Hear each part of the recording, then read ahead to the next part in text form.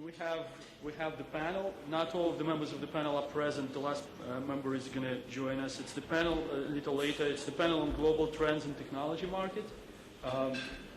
We have 4 members of the panel. Ed, who will talk us about the hot and not so hot information technologies.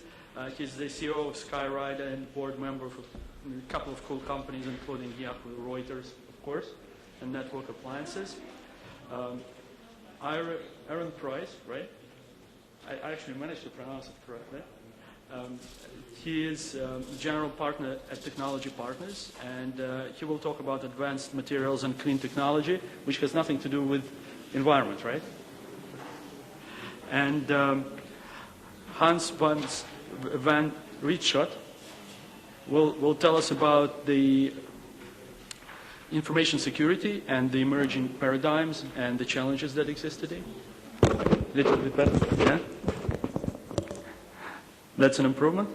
And he's from Symantec. And finally, the last member of the panel, Beth Seidenberg. She will join us a little later because she has a conflicting meeting. She'll come here at about 10, and she will talk about the life sciences. So I only have 2 slides. So I'm not going to take a lot of time talking about this, but wanted to say 2 words about the common trends. So what do we have really happening today in the world? Well, there are cross-domain catalysts that create some really cool opportunities for all of us. Breakthroughs in information sciences, they happen all the time. That's a big driver, and they create opportunities in life sciences and environmental sciences. We all know about the Human Genome Project.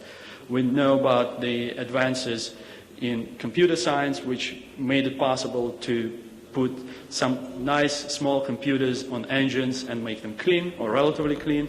There are new materials. There are also some very interesting developments in nanotech and life sciences, which make some of the IT solutions that were never designed for those domains applicable. For example, I had a group of undergraduates who came up with a project a couple of months ago to model HTTP servers in the bloodstream. And if you think about that, that creates a number of very tough problems. Yeah, it's pretty cool when you can have a website of your own body, and moreover, have some functions defined about with regard to monitoring different bodily functions and even potentially in the future fixing some diseases. But as you can imagine, computer viruses are now going to become real viruses because they can impact what's happening in your bloodstream. So some pretty interesting security challenges that have to do with that. But I do suspect, though, that the computer viruses will become real viruses real soon. New advanced applications, new complex security requirements. And we're going to have Hans talk about them to hopefully cover some of those questions. And there are also in-depth developments that are not on the not on the merge of different fields, just going in depth. There are some very interesting developments in very specific fields: cloning, stem cell research, in technology, Web 2.0 search, semantic web. There is increased focus on existing applications. Ira corrected me a couple of times. It's not about environment, and it's not necessarily about just clean engines. It's just the technologies exist. We just need to focus on them. New levels of service is also an in-depth development. We want to achieve improved virus protection about threats that already exist, not necessarily the new ones. And of course, the questions that everyone is asking is what makes ventures successful and what drives investments. So there is a market need, of course. That's the primary driver. There are technology patterns that we want to recognize, and it's always interesting to look at successful ventures and say, well, can we really detect common technology patterns between them? And in many cases we can. In some cases defies any imagination. And same goes for solution patterns and more. So without further ado, I'll pass the mic to Ed, who will talk about the technology, IT technology investments. Ed, I'll open the presentation for you. Oh, you don't really have it here, right? Oh, Wait. I don't think I received yours. Yeah, my apologies. Do you have your pen drive again? Got it. Give it to you. Just Okay. Well, because we.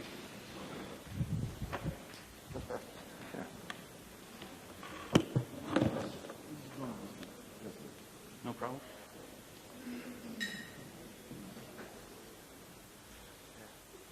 okay. Go ahead. Okay. All right. We just have. Okay. All right. Well, good morning. So, it's always a challenge to speak to a group of IT professionals about trends in the IT marketplace because this is such a broad marketplace. And as we just heard from Leon, IT technology crosses into everything these days, whether we're talking about security or energy or life sciences. So what I thought I would talk about was some of the trends in value creation and some of the fundamental trends in IT technology, and maybe make a few specific points that hopefully would be worth thinking about as all of you are involved in companies or in the creation of companies. And so something I think that we should be thinking about when we wonder where will the value creation come from? What will be valuable in the future? And what are some of the challenges for us to think about in the creation of value?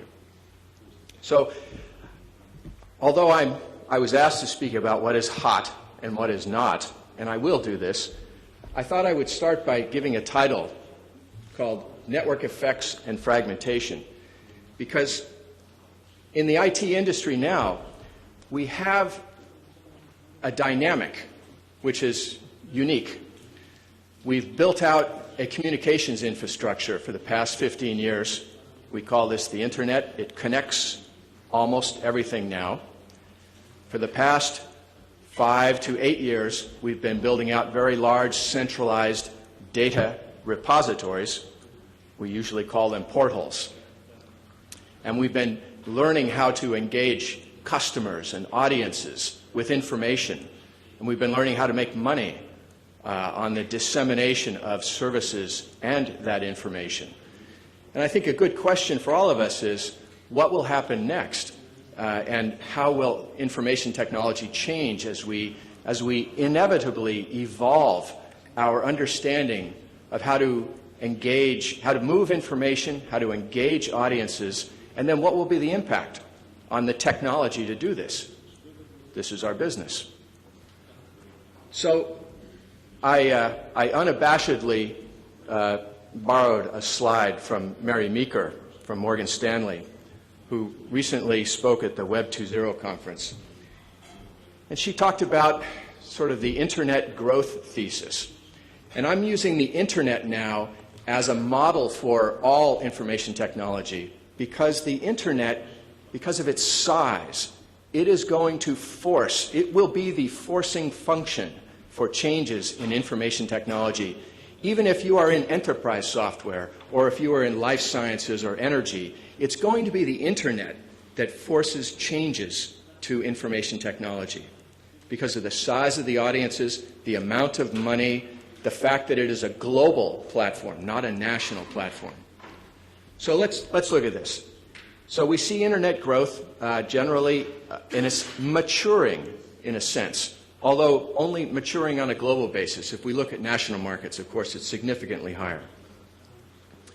We see usage of the platform that is significantly higher than the growth in new users coming onto the platform. So we are learning how to engage people deeper, have them spend more time.